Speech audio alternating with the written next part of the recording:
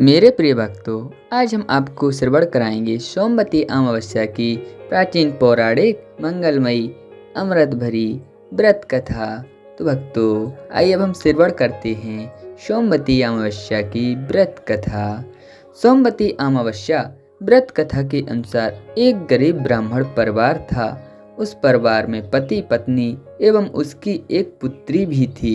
उनकी पुत्री समय के गुजरने के साथ साथ धीरे धीरे बड़ी होने लगी। उस पुत्री को बढ़ती उम्र के साथ सभी स्त्रियोचित सगुणों का विकास हो रहा था। वह कन्या सुंदर, संस्कारवान एवं गुणवान थी, परंतु गरीब होने के कारण उसका विवाह नहीं हो पा रहा था। एक दिन उस ब्राह्मण के घर एक साधु महाराज पधारे। साधु उस कन्या के स्वभाव से अत्यधिक प्रसन्न हुए।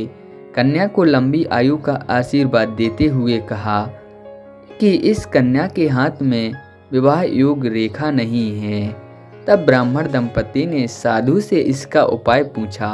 कन्या ऐसा क्या करें कि उसके हाथ में विवाह योग बन जाए। साधु महाराज ने कुछ देर विचार करने के पश्चात अपनी अंतर्दृष्टि में ध्यान करके बताया कि कुछ ही दूरी पर एक गांव में सोना नाम की एक धोबिन महिला अपने बेटे और बहू के साथ रहती है, जो बहुत ही आचार विचार एवं संस्कार संपन्न तथा पतिपरायण है।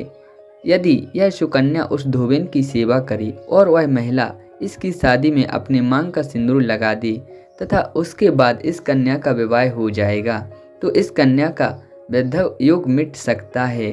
साधु ने यह भी बताया कि वह महिला कहीं बाहर आती जाती नहीं है। यह बात सुनकर ब्राह्मणी ने अपनी बेटी से धोबिन की सेवा करने का प्रस्ताव रखा। अगले दिन से ही कन्या प्रातःकाल ही उठकर सोना धोबिन के घर जाकर साफ सफाई एवं अन्य सारे कार्य करके अपने घर वापस आने लगी। एक दिन सोना धोबिन अपनी बहू से पूछती है कि तुम तो सुबह ही उठकर सारे काम कर लेती हो और पता भी नहीं चलता। बहू ने कहा, माँ जी, मैंने तो सोचा ही कि आप सुबह उठकर सारे काम खुद ही खत्म कर लेती हैं। मैं तो देर से ही उठती हूँ।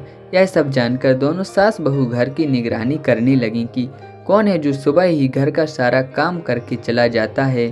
कई दिनों के बाद धोबिन ने देखा कि एक कन्या मुँह ढके अंधेरे में घर में आती है और सारे काम करने के बाद चली जाती है।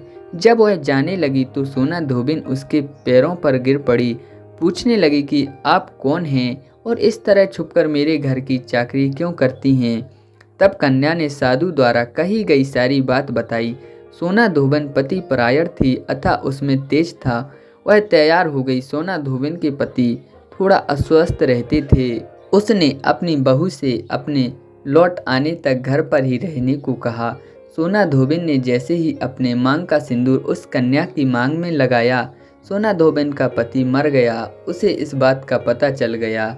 वह घर से निराजल ही चली गई, यह सोचकर कि रास्ते में कहीं पीपल का पेड़ मिलेगा तो उसे भंवरी देकर और उसकी परिक्रमा करके ही जल ग्रहण करेगी। उस दिन सोमवती अमावस्या थी। ब्राह्मण के घर मिले हुए पूरे पकवान की जगह उनसे ईंटों के टुकड़े को 108 बार भंवरी देकर 108 बार पीपल के पेड़ की परिक्रमा की और उसके बाद जल ग्रहण किया। ऐसा करते ही उसके पति के मृत शरीर में वापस जान आ गई। धोबिन का पति फिर से जीवित हो उठा।